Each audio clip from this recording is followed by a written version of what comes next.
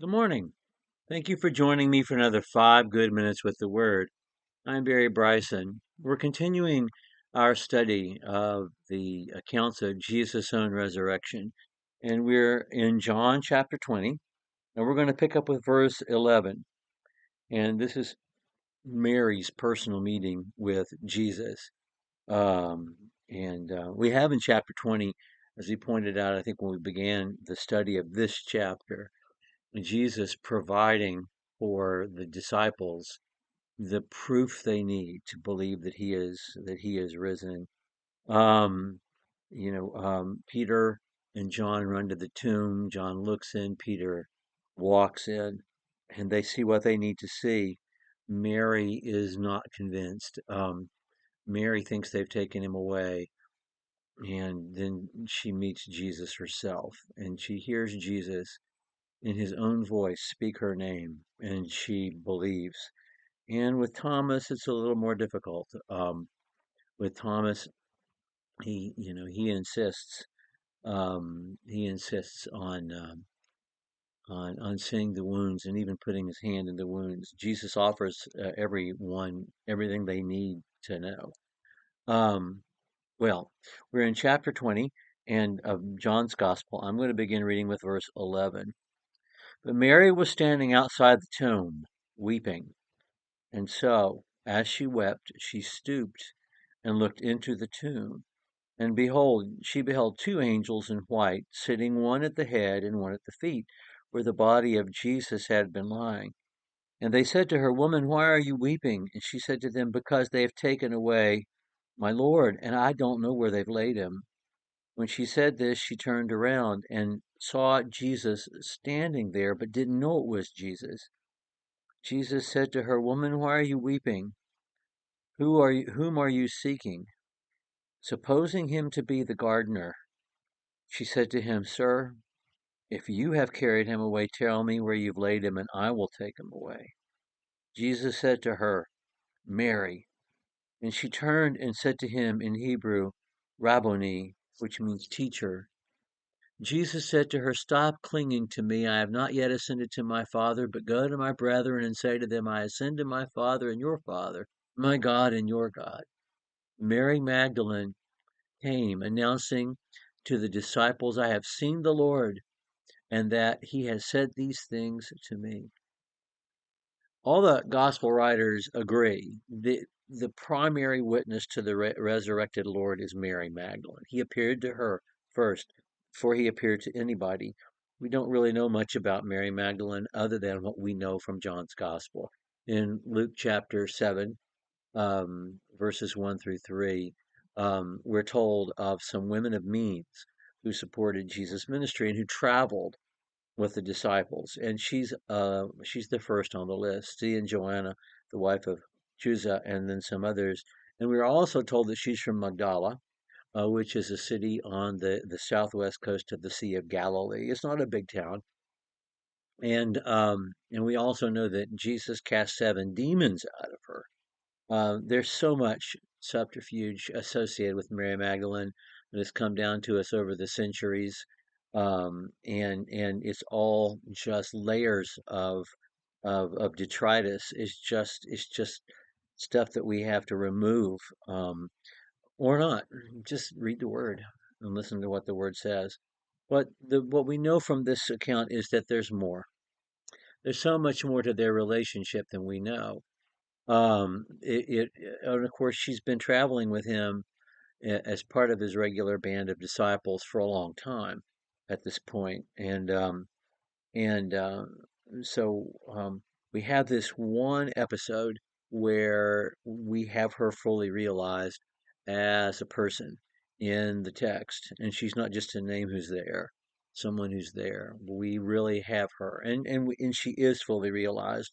John John, thank you, John, for at the end of the first century filling in things that we don't know from the first three gospels, giving names to people, and telling us things that we haven't been told yet, things we've wondered about, things that really raise more questions. This is just an amazing piece of scripture. I wish you could all read it in Greek. I really do. Something happens in this passage that is just, it's an amazing literary effect. So we have Mary standing outside the tomb weeping. She's in charge of the preparing of Jesus' body for burial. That lets us know something of the importance she had among the disciples, and that she's the primary witness to the resurrection. And she's just crying. Not unlike the male disciple, she has not understood um, what Mary and Martha of Bethany understood, that this was going to happen. Even though Jesus said it plainly, she did not understand. She is desperate. She thinks they've done something to his body. She's responsible for preparing his body for burial. She thinks somebody's carried it away. Um, the fact that she stoops, that lets us know that the opening was not as tall as her. That to get into this chamber, you had to crawl into it.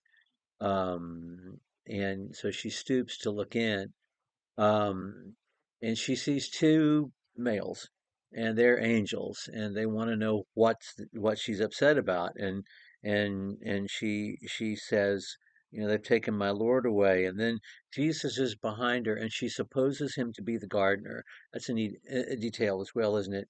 That that there were people who were employed to keep this garden area where the tombs are dressed and looking presentable and nice, and who were there to take care of the. And she thinks that's who it is. Why didn't she recognize Jesus? There have been so many speculative reasons given from the fourth century on. Maybe she was looking into the sun. Maybe her eyes were filled with tears. She wasn't expecting to see Jesus. Maybe his resurrected form is not exactly what he looked like before he died. He's not, his body has not been glorified the way Paul describes it being glorified when he returned to heaven in Philippians chapter 2. And we get a description of that glorified body in Revelation chapter 1. But maybe he didn't look exactly the way he did now that he has a resurrection body. I don't know. But I do know she recognized his voice, and that's all it took. So you're reading along, and any English translator could do this, and they don't, and I don't know why. You're reading along in John's Greek text, and you read the Greek form of her name, Mary, Mari, Mari. You read Mari, Mari, Mari. Mari did this, Mari said this, Mari. And then when Jesus says her name, it's in Aramaic, it's Mariam. It's exactly the way she heard it. Every every syllable is sounded out in the Aramaic. It's like having a recording of Jesus' own voice, so that we get the effect ourselves as readers that she had in hearing Jesus say her name in his own voice. And we get the same gift. It's amazing. And then we get her reply from her own voice. It's so precious. These just two words. They're just two words. Mariam and Rabboni. She says Rabboni. And John just translates it sort of. He says it means teacher. Yeah, it does, but it has a possessive and a diminutive ending. Rob is teacher. Rabbi is my teacher. Rabboni means my little teacher, or my dear teacher, or my precious teacher. There's an intimacy. There's love in it. There's love in that form of the word that is so honest um, from her. She's evidently clinging to him because he says, "Don't do this," and a lot has been read into that as well. Um, and a lot of goofiness has been attached to it. I don't think there's anything more here than saying, um, it's not the time now for a reunion. It is the time for evangelism. It is the time for sharing the gospel news that I am risen. So let's not do this now. I still have things to do. I have to ascend to my Father in heaven between now and then. I got things to get done. So go tell my disciples. And of course she does. And that's where we're going to pick up with verse 19 next time. Thank you for joining me for another 5 good minutes.